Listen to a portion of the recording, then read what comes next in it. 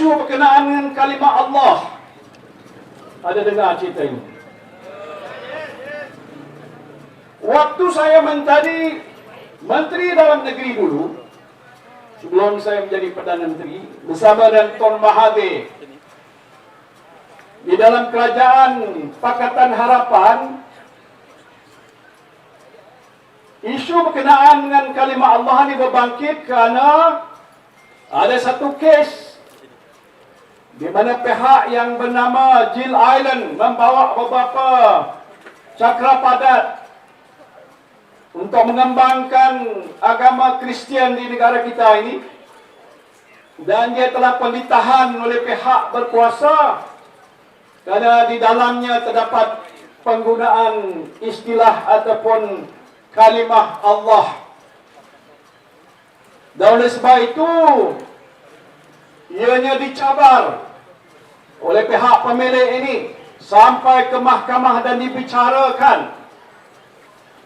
Dan mahkamah pada waktu itu membuat keputusan bahawa Jill Island Kristian ini berhak untuk menggunakan kalimah Allah. Sebab itu waktu saya menjadi Menteri Dalam Negeri yang bertanggungjawab tentang percetakan dan sebagainya, saya memaklumkan pada Yang Amat Berhormat Tun Dr. Mahathir, waktu itu Perdana Menteri, yang tempoh masanya 22 bulan, ingat lagi? Dan memaklumkan bahawa kalaupun bila dah dibicarakan di mahkamah kita kalah, kita harus rayu supaya selepas satu fasa dalam mahkamah tinggi, lepas tu pergi ke mahkamah apa dia panggil, mahkamah rayuan, lepas tu pergi kepada mahkamah persekutuan. Ada 3 peringkat. Kita hendak supaya kita rayu, walaupun kita telah kalah di situ, kita sebagai orang Islam dan saya sebagai Menteri Islam yang menjaga hal ehwal percetakan ini tidak akan rela untuk membenarkan orang-orang seperti Jill Island menggunakan kalimah Allah, kerana kalimah Allah ini adalah khusus untuk kita orang-orang yang beragama Islam. Setuju? Jadi sebab itu kami rayu. Tetapi rayuan itu belum selesai. Bila mana kerajaan Madanon ini naik, kerajaan yang dikatakan kerajaan Luh Tabi'i ini naik, bukan saya kata, ramai orang lain kata. Anwar Ibrahim sebagai Perdana Menteri membuat keputusan supaya jangan rayu. Beza tak? Zaman saya rayu, kerana kita tak mau menerima keputusan mahkamah. Ada lagi beberapa peringkat penghakiman yang boleh kita lalui sebelum muktamad. Tetapi Anwar Ibrahim sebagai Perdana Menteri, dan dia buat keputusan tidak rayu. Bila kata tidak rayu, bermakna terimalah keputusan mahkamah setakat itu yang membolehkan orang-orang Kristian menggunakan kalimah Allah. Bagi kita orang Islam, Allahu Ahad, La Allahu Salis.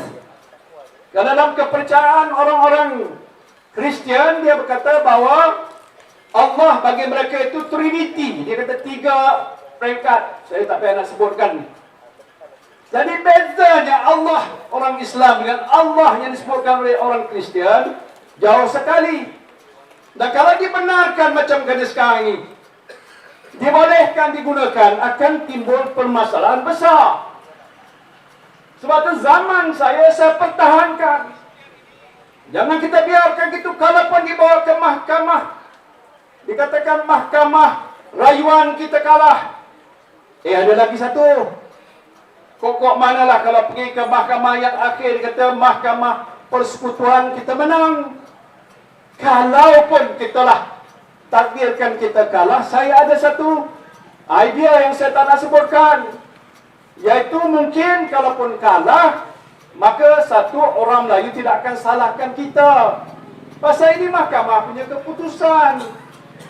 Dan kalau kita masih ada kuasa sebagai sebuah kerajaan, kita boleh buat undang-undang. Apa dia undang-undang tuan-tuan? Ini semua dalam kepala saya, terpaksa saya ceritakan. Iaitu undang-undang untuk mentafsir atau mentarif mana Allah itu adalah Allahu Ahad. Qul huwallahu ahadun. Jadi kalau itu maknanya takkan sama dengan Allah yang kata nak digunakan oleh orang lain daripada orang Islam, terutama orang Kristian. Kalau itu berlaku, maknanya mungkin dianggap satu kesalahan. Tapi tak sampai ke peringkat itu. Anwar Ibrahim jadi Perdana Menteri, buat keputusan untuk tarik balik dan tak rayu soal itu. Saudara tahu tak kenapa yang menyebabkan perkara itu berlaku? Ya, Anwar Ibrahim. Tapi di sebalik Anwar Ibrahim tidak lain dan tidak bukan anggota parti-parti DAP. Yang saya tahu, waktu saya menjadi menteri pun didesak untuk saya jangan merayu.